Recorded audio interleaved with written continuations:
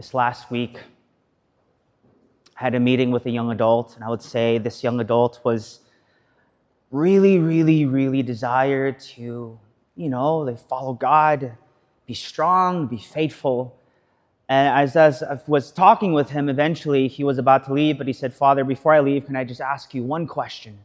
I said, "Oh yeah, one question. What's the question?" He said, "Father, how do I not be afraid? How do I not fear?"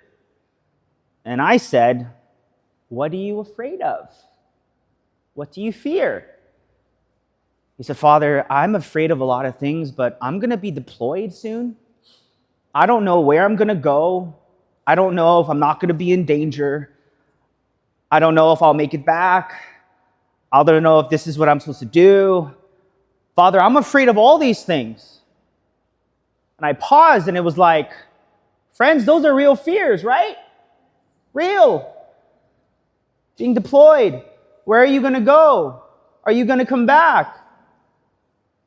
And I looked at him and I said, how do we get to a point where we can focus entirely on Jesus, to follow him in such a way where no matter what, we know that our life on earth is but passing, and heaven is forever? And I said, easier said than done. I gave him that whole thing. I said, look, don't get me wrong, friend. I'm human just like you. Look, many of you are not going to be deployed, but are you afraid of something? Yes. Whether it's your marriage, your work, maybe your kid left the church. Maybe you're struggling with some internal thing. Maybe it's a sin. Maybe it's something. We're always afraid.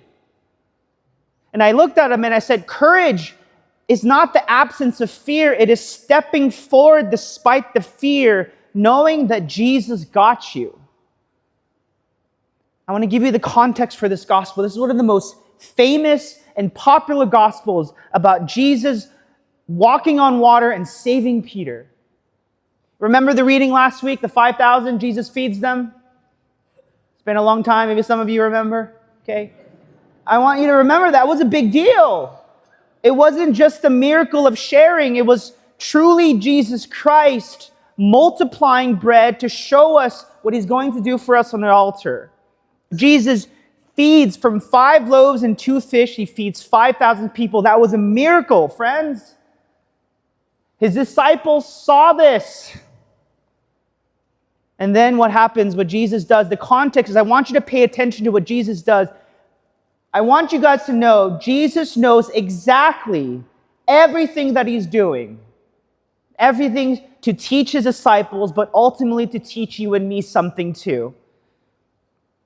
So he tells his disciples, imagine after seeing this miracle, these disciples have witnessed something amazing. And he tells them, I'm going to go pray and I want you to go off on your own. Friends, do you think he knew that there was going to be a storm? Oh yeah, he did know. He really knew. And the gospel writers made sure that we knew that he knew.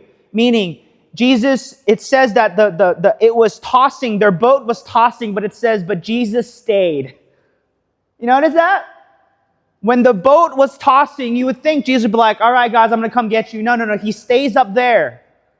He waits until the third watch, which is like, they said it's between 3 a.m. and 6 a.m. That's how long Jesus took. Because he knew he wanted his disciples to experience this. And remember, these disciples are professional fishermen. It's not like me going in the water and freaking out just when I touch water. These fishermen were professionals. So it means that this boat was seriously being hit by the wave. They had no idea what to do. And so then it says Jesus is praying, and then he finally comes down, and he knows, he sees them, and he's going to rescue them. He wants to teach them this lesson. And so now Jesus is literally walking on water, and they have no idea. They think it's a ghost. They're scared. They're terrified. So now Jesus is walking on water, and the disciples have no idea who that is until Jesus says these words. I want you to recognize something. You guys know the word theophany. It's a very fancy word. It means that we are beholding the Lord. The Lord is revealing himself not to just be a human being, but God himself. Theophany is the visible God showing himself. And why is that important? Because Jesus is trying to show his disciples a valuable lesson. They just saw this miracle, and they're going to see now only God can be on water and not sink. Does that make sense? He commands the water. And so Jesus walks on water, and they say it is a ghost, but then Jesus says these words. Pay attention. He says, "It is I." You guys remember Moses in the burning bush? Moses says to God, well, the people need to know what your name is. What is your name? And what does God say? I am who I. And that's very important. I am who I am. I am existence. I am the one who has always been here. And so Jesus Christ literally says, it is I. And another way you can say it is, I am. I am the one walking on water because I am God. I am the one that has come. And I have power over all things. And so now I want to also commend Peter's boldness. Because yes, Peter oftentimes, he shoots himself in the foot a lot, right? But Peter also was the one who stepped out. So Peter says, if it is you, call me out and let me walk on water. Can you imagine the boldness that Peter has? Would you do that? Can you imagine? If it is you, show me. Let me come out. And he does. He has faith, he's confident, and he keeps on walking. And he's doing it, friends. A human being is walking on water with God's help. It's a big deal. But then it says in the story that as Peter is walking on water, he begins to see how crazy the waves are, and he begins to lose sight of who? Jesus Christ. Friends, how often do we do that? This is our life. How often do we see Jesus, we know Jesus, we come to church, and the world is just like, we're like looking around, how often do you experience God and forget, and you're like, oh my goodness, I'm so sorry, Lord. Or how many of you have experienced something really, really trying, and you got through it, in the end you said, wow, God, you have to be real. Many of us have experienced that. And so now Peter is not seeing Jesus. He's losing sight of his faith, and so he begins to sink. He begins to sink. And as soon as he's sinking, he says, Jesus, save me. And let me tell you, friends, I want us to understand this. Jesus' hands was already there. Jesus didn't wait. Imagine if Jesus wanted to teach him the lesson first. Can you imagine if Jesus, he's falling, he's like, okay, you got to trust me. All right, I'll get you. No. Pay attention to the gospel.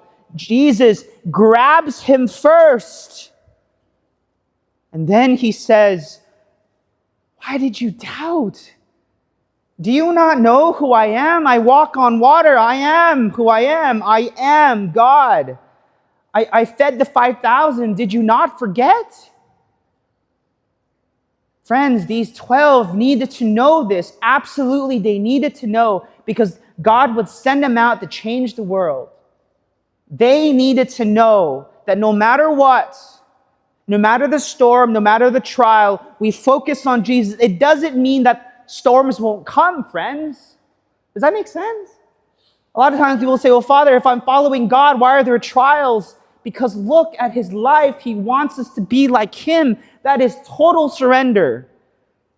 But the only way that we can get to total surrender is by trusting in those things where we don't fully comprehend it. It's about letting God be God and letting us let go of ourselves. And so Jesus says, why did you fear? Do not be afraid. And then it says, what does it say in the gospel? What happens after they recognize that it's Jesus, that he can do what he can do? It says they fell prostrate on the ground and worshiped him. They worshiped him. And that word worship is, you only do that for God. You know what I mean? I didn't mean to add S to that. You get it, okay?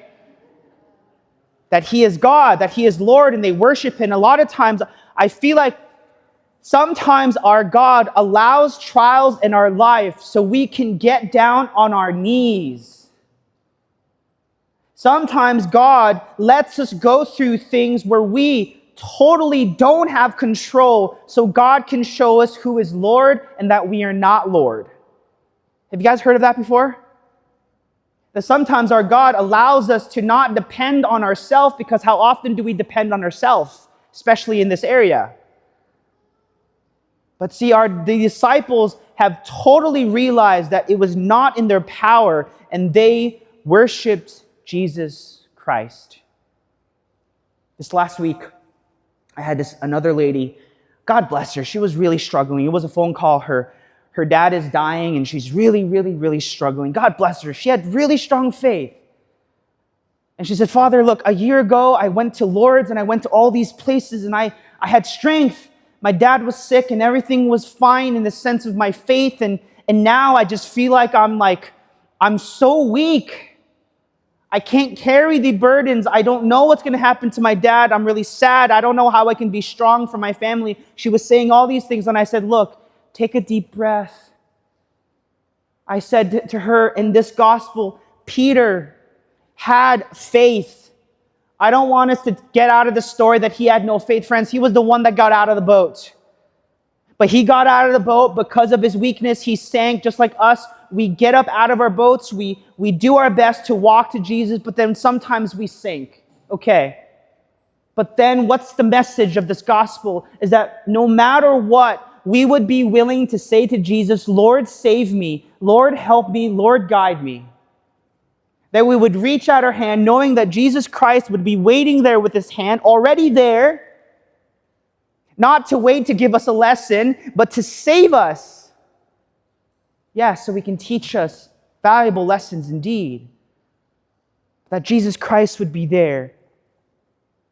Friends, in our life, we all have this idea. I always say to someone, I'll say, what do you think, what do you want with the relationship with God? And they'll say, well, Father, I feel like I need to spend more time with God. How many of us say that? Father, I need to spend more time. I need to be more in quiet. I need to be more with the Lord. To grow in faith in God, we have to be with God.